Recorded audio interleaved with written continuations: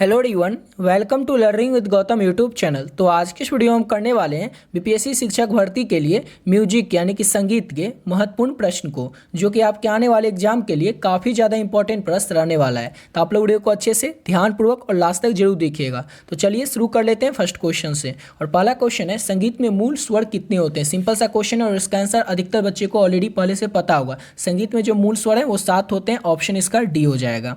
अगला क्वेश्चन है, इनमें से मार्जनी क्या है। 4 ऑप्शन दिया और इसमें से आपको बताना है कि मार्जनी क्या है। तो श्रुति जो है इसी को मार्जनी कहा जाता है। जो सुना जाए उसी को क्या कहा जाता है, तो श्रुति कहा जाता है। और मार्जनी क्या है, तो श्रुति ही है। ऑप्शन सी हो जाएगा। अगला क्वेश्चन है, सप्तक कितने होते हैं। सिंपल सा क्वेश्चन है, सप्तक कितने होते हैं। तो सप्तक 3 होते हैं, यानी कि ऑप्शन इसका बी हो जाएगा। और सप्तक में कितने स्वर होते हैं। तो सप्तक में आपको याद रखना है 7 स्वर होते हैं। सप्तक में कितने स्वर होते हैं, तो 7 स्वर होते हैं सप्तक में। ऑप्शन डी हो जाएगा।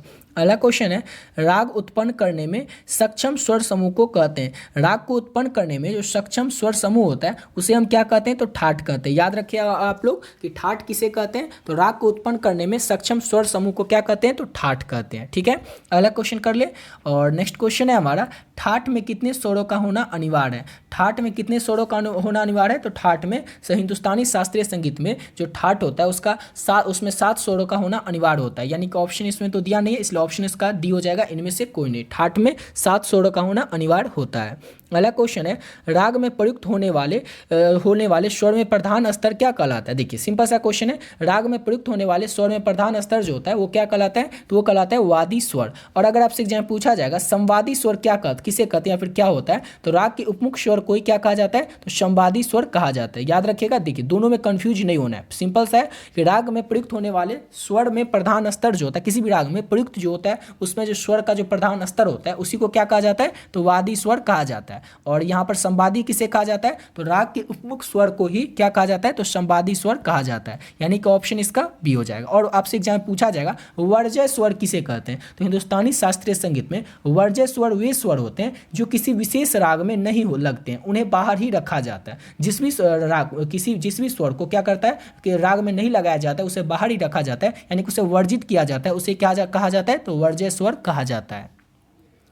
अगला क्वेश्चन है, जिस स्वर के लगने से राग नष्ट भ्रष्ट हो जाए उसे क्या कहते हैं। जिस भी स्वर के लगने से राग नष्ट भ्रष्ट हो जाए उसे क्या कहेंगे। तो अभी आपको बताएं कि नहीं लगने वाले स्वर को क्या कहते हैं, या फिर वर्ज्य स्वर कहते हैं। उसके लगने से क्या होता है, राग नष्ट भ्रष्ट हो जाता है, उसे वर्ज्य स्वर कहते हैं। अगला क्वेश्चन है, जिस स्वर समुदाय से राग की पहचान होती है वह है। जिस भी स्वर समुदाय से राग की पहचान होती है उसे क्या कहते हैं, तो उसे पकड़ कहते हैं। क्या कहते हैं, तो पकड़ कहते हैं जिस भी स्वर समुदाय से राग की पहचान होती है। अगला क्वेश्चन है, किसी राग में किया जाने वाला स्वर विस्तार क्या होता है। किसी भी राग में किया जाने वाला जो स्वर विस्तार होता है उसे क्या कहते हैं, तो अलाप कहते हैं। अलाप किसे कहते हैं, तो किसी भी राग में किया जाने वाला स्वर विस्तार जो होता है उसे हम क्या कहते हैं, तो अलाप कहते हैं। और अभी थोड़ी देर पहले देखे थे ऊपर वाला क्वेश्चन कि पकड़ किसे कहते हैं, तो जिस स्वर समुदाय से राग की पहचान हो उसे क्या कहते हैं, पकड़ कहते हैं। अब अगला क्वेश्चन है, तान कितने प्रकार के होते हैं। तान जो होता है ये 8 प्रकार के होते हैं। याद रखिएगा, तान कितने प्रकार के, यहाँ पर तान पूरा नहीं है, सिंपल सा है तान। तो तान होते हैं 8 प्रकार के। ऑप्शन डी हो जाएगा। अगला क्वेश्चन है, ख्याल कितने प्रकार के। अब ख्याल जो है ये कितने प्रकार का होता है, तो ख्याल 2 प्रकार का होता है। ऑप्शन इसका ए हो जाएगा। अगला क्वेश्चन है, गीत की रचना के प्रथम को कहते हैं। गीत की रचना के प्रथम चरण को क्या कहते हैं। यहाँ पर चरण छूटा हुआ है, समझिए ना। तो गीत की रचना के प्रथम चरण को क्या कहते हैं, तो उसे हम कहते हैं अस्थाई। क्या कहते हैं, तो अस्थाई कहते हैं गीत की रचना के प्रथम चरण को। यानी कि ऑप्शन इसका डी हो जाएगा। अगला क्वेश्चन है, ये तो वही क्वेश्चन है, गीत की रचना को प्रथम चरण को क्या कहते हैं, तो अस्थाई कहते हैं। अगला क्वेश्चन है, 7 स्वरों का होना किसमें आवश्यक होता है। देखिए 4 ऑप्शन दिया और आपको इसमें से बताना है कि 7 स्वरों का होना किसमें आवश्यक होता है। तो ऊपर आपको बताए थे ना कि 7 स्वरों का होना किसमें आवश्यक होता है, तो ठाठ में होता है। यानी कि ऑप्शन इसका ए हो जाएगा। याद रखिएगा, ठाठ में 7 स्वरों का होना अनिवार्य होता है। अगला क्वेश्चन है, पंडित विष्णुनारायण भातखंडे का जन्म कब हुआ था। जब आप लोगों को पंडित विष्णुनारायण भातखंडे का जीवन परिचय बताएं तो उसमें बता चुके हैं ना कि पंडित विष्णुनारायण भातखंडे जो थे इनका जन्म हुआ था 1860 में, यानी कि 1860 में पंडित विष्णुनारायण भातखंडे जो है इनका जन्म हुआ था। अगला क्वेश्चन है, राग काफी का ठाठ क्या है। राग काफी जो है किस ठाठ से उत्पन्न है, तो राग काफी जो है ये काफी ठाठ से उत्पन्न राग है। याद रखिएगा, यानी कि ऑप्शन इसका ए ही हो जाएगा। अगला क्वेश्चन है हमारा, नेक्स्ट क्वेश्चन कर लेते हैं। और अगला क्वेश्चन है, विकृत स्वर कितने होते हैं। कौन सा स्वर, तो विकृत स्वर। विकृत स्वर जो है कितने होते हैं, कितने होते हैं विकृत स्वर, तो 5 प्रकार के होते हैं विकृत स्वर। यानी कि ऑप्शन इसका ए हो जाएगा। अगला क्वेश्चन है, भारत की मुख्य संगीत पद्धतियाँ कितनी है। भारत में मुख्य संगीत पद्धतियाँ जो है कितनी है, तो भारत में मुख्य संगीत पद्धति है, 2 ही हैं, यानी कि ऑप्शन इसका ए हो जाएगा।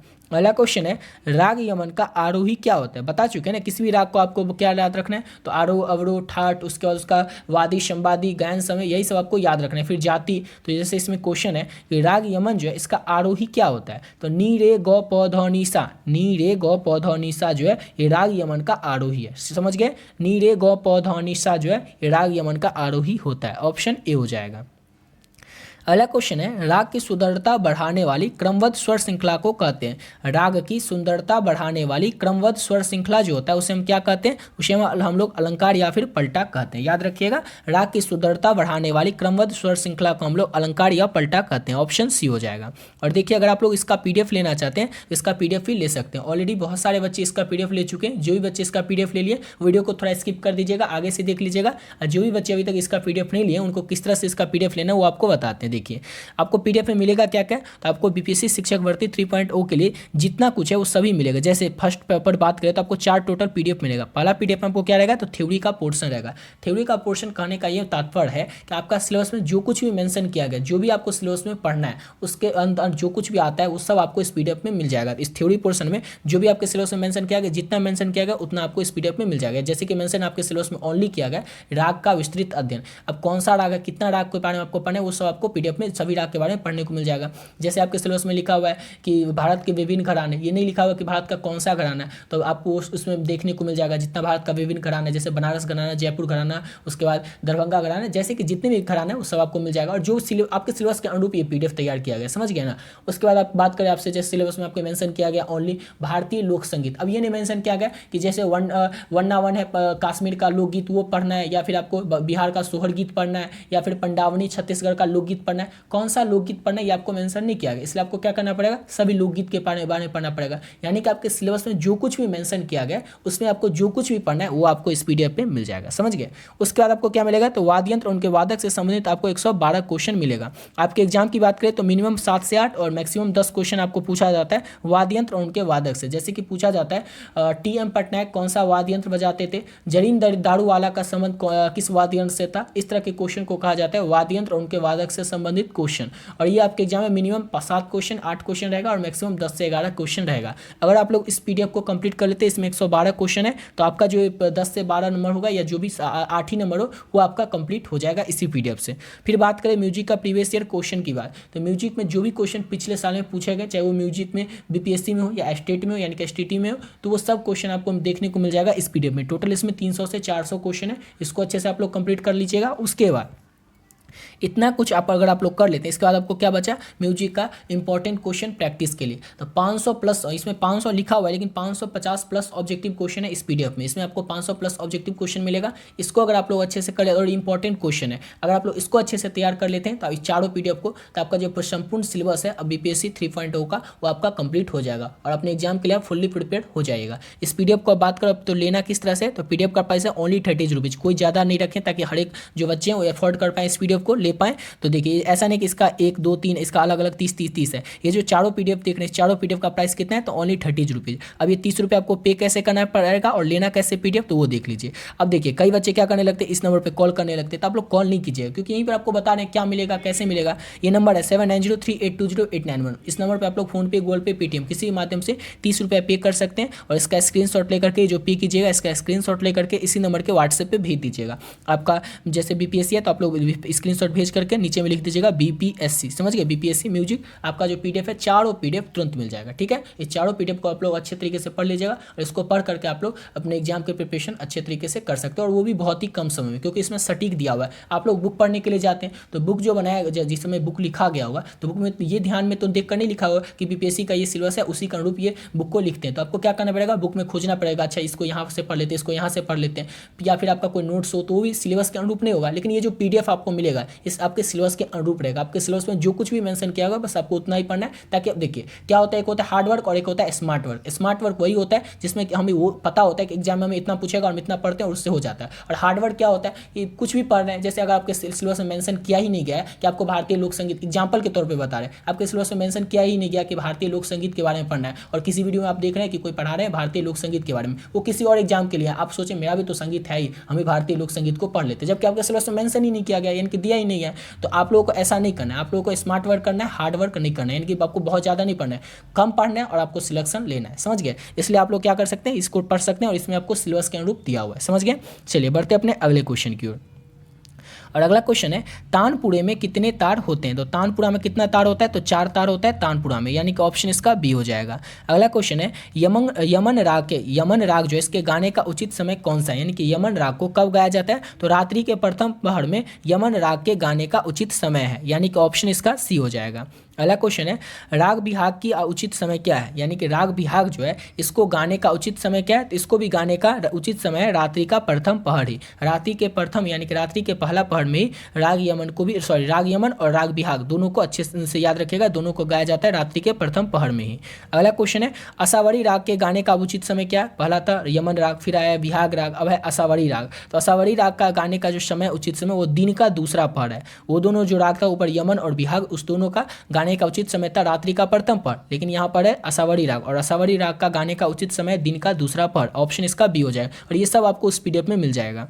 अगला क्वेश्चन है भैरव राग की उत्पत्ति किस ठाट से हुई है। भैरव राग जो है इसकी उत्पत्ति किस ठाट से हुई है, तो भैरव का आपको याद रखना है भैरव ही है, यानी कि भैरव राग की जो उत्पत्ति है वो भैरव ठाट से हुई है, यानी कि ऑप्शन सी हो जाएगा। अगला क्वेश्चन है अब भैरव राग के गाने का उचित समय क्या है, तो भैरव राग के गाने का उचित समय जो प्रातः काल का सुबह 4 से 7 बजे के बीच भैरव राग को गाने का उचित समय, यानी कि ऑप्शन ए हो जाएगा।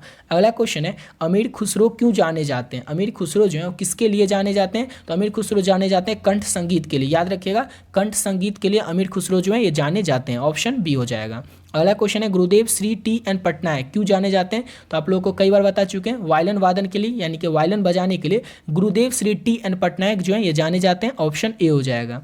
अगला क्वेश्चन है संगीत का संबंध किस वेद से है, तो याद रखिएगा वेद 4 होते हैं, सबसे पुराना ऋग्वेद है और संगीत का जो संबंध है वो सामवेद से, संगीत का वर्णन सामवेद में किया गया है, ऑप्शन बी हो जाएगा। अगला क्वेश्चन है संगीत प्रयोगी मधुर ध्वनि को क्या कहा जाता है, तो संगीत प्रयोगी मधुर ध्वनि को हम लोग नाद कहते हैं, नाद कहा जाता है संगीत प्रयोगी मधुर ध्वनि को, ऑप्शन बी हो जाएगा। नाद की कितनी विशेषताएं हैं, नाद तो समझ गए, लेकिन नाद की विशेषताएं कितनी होती हैं, तो 3 विशेषताएं होती हैं नाद की। कौन कौन विशेषताएं क्या है नाद, ये सब आप लोगों को उस पीडीएफ में मिल जाएगा देखने को। और श्रुति किसे कहा जाता है, ये तो सिंपल सा है, जो सुना जाए उसे हम क्या कहेंगे, श्रुति कहेंगे, ऑप्शन ए हो जाएगा। और लास्ट क्वेश्चन है हमारा श्रुतियाँ कितनी होती हैं, श्रुतियाँ जो है होती कितनी है, तो श्रुतियाँ याद रखिएगा 22 होती हैं। कितनी होती हैं, तो श्रुतियाँ 22 होती है। इसी के साथ वीडियो पे कंप्लीट करते हैं। आशा करता हूँ आप लोग को वीडियो अच्छा लगा होगा, ठीक है। तो मिलते हैं नेक्स्ट वीडियो में नए वीडियो के साथ। और आप लोग को ऑलरेडी ऊपर बता चुके हैं उस पीडीएफ के बारे में, उसको आप लोग अच्छे से ले लीजिएगा। उसको ले तो लेना ही है, उसको अच्छे से लेकर कैसे नहीं लेकर रखना है, बाद में पढ़ेंगे एग्जाम के टाइम, जब एग्जाम और ज़्यादा नज़दीक आएगा, डेट आएगा तो ऐसा नहीं करना है। आपको क्या करना है, रोज उसको अच्छे तरीके से पढ़ना और कंप्लीट कर लेना। अगर आप लोग उसको कंप्लीट कर लेते हैं यानी आपका सिलेबस कंप्लीट हो जाएगा, ठीक है। उसको पढ़ करके आप लोग बहुत ही कम समय और बहुत ही बढ़िया तरीके से अपने एग्जाम की प्रिपरेशन कर सकते हैं, ठीक है। तो मिलते हैं नेक्स्ट वीडियो में नए वीडियो के साथ।